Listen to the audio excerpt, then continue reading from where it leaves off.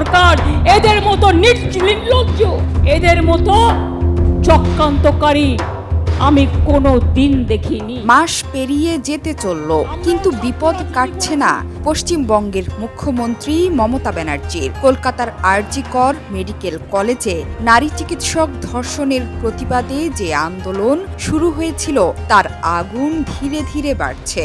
সেই আন্দোলনে যোগ দিচ্ছে টলিউডের খ্যাতিমান অভিনেতা অভিনেত্রী সহ সমাজের সব শ্রেণী পেশার মানুষ। এমন অবস্থায় চরম বেকায়দায় পড়েছেন মুখ্যমন্ত্রী মমতা ব্যানার্জি। রাজনৈতিক পরিচয়ের বাইরে সাধারণ মানুষ এই আন্দোলনে সম্পৃক্ত হওয়ায় শহর ছাড়িয়ে গ্রামে ছড়িয়ে যাওয়ার উপক্রম হয়েছে এই আগুন।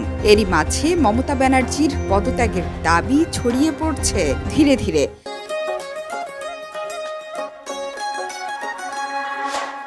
সাধারণ মানুষের সঙ্গে যোগ দিয়েছে রাজনৈতিক দলের নেতাকর্মীরাও।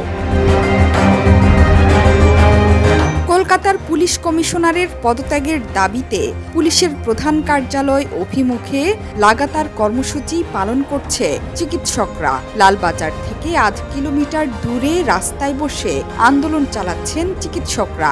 সকালে রোদ উঠতেই ছাতা খুলে বসেছেন তারা। টাঙ্গানো হয়েছে ত্রিপল। দাবি পূরণের লক্ষ্যে অবস্থান যে দীর্ঘায়িত হতে চলেছে সেই আভাসও মিলেছে। আন্দোলনকারীরা বলে দিয়েছেন দাবি পূরণ না হওয়া পর্যন্ত তারা পিছু হটবেন না। চিকিৎসকরা জানিয়েছেন ডাক্তার সমাজকে প্রশাসনের এত ভয় কেন?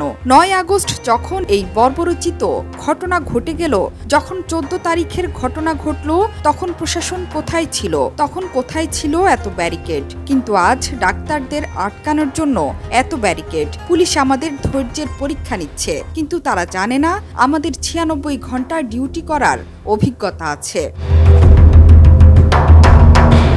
এরই মধ্যে কেন্দ্রীয় গোয়েন্দা সিবিআই আরজি কর মেডিকেল কলেজের প্রাক্তন অধ্যক্ষ সন্দীপ ঘোষকে গ্রেপ্তার করেছে।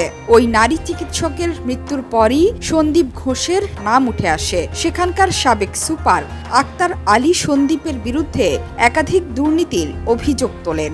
এর পাশাপাশি সিবিআই এর কাছে আর্থিক দুর্নীতি মামলায় যে নাম উঠে এসেছিল তার মধ্যে প্রথমেই ছিল আরজি করের সাবেক অধ্যক্ষের নাম। একই সঙ্গে আরো ৩টি সংস্থার নামও ছিল সেখানে। এরই মধ্যে এই ঘটনায় মমতা ব্যানার্জি এবং তার প্রশাসনের ওপর বিশাল চাপ তৈরি হয়েছে। আরজি করের ঘটনাকে ঘিরে দীর্ঘ আন্দোলন ও তাতে সমাজের সব অংশের যোগদান সরকারের স্নায়ুর চাপ অনেকটাই বাড়িয়েছে। তার উপরে কয়েকটি পুজো কমিটির প্রতিবাদে ইতিমধ্যেই সেই অনুদান প্রত্যাখ্যান করার কথা ঘোষণা করেছে। এখনই অনুদান দেয়া শুরু হলে ও তারপরে প্রত্যাখ্যানের তালিকা দীর্ঘ হলে তা প্রশাসনের পক্ষে বিড়ম্বনার হবে।